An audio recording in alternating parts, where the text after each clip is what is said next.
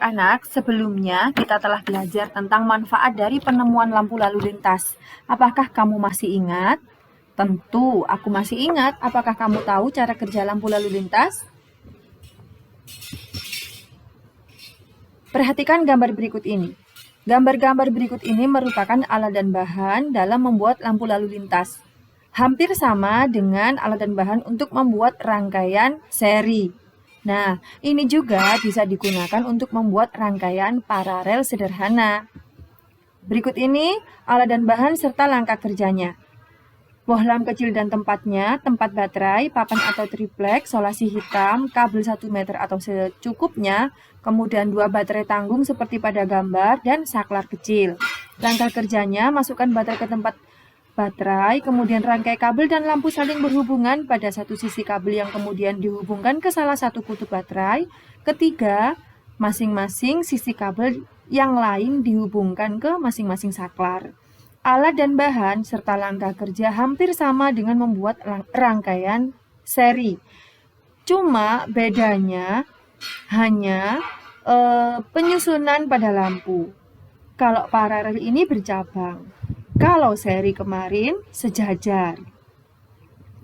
Kemudian setelah kita membuat percobaan, kita harus menggunakan laporan kegiatan percobaan yang berisi nama percobaan, tujuan percobaan, alat-alat, langkah kerja, serta kesimpulan.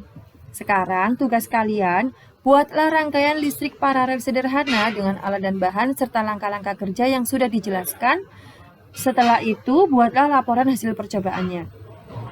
Nah, perhatikan anak-anak gambar-gambar berikut ini. Gambar yang pertama, membuang sampah sembarangan. Gambar yang kedua, malas belajar. Gambar yang ketiga, bekerja kelompok, semangat belajar.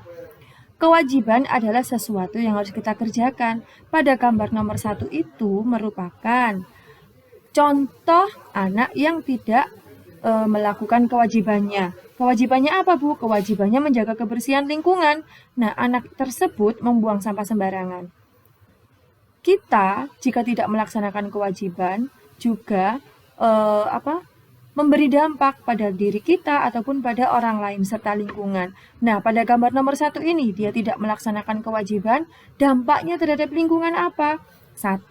Lingkungan menjadi kotor, kemudian bisa menyebabkan banjir.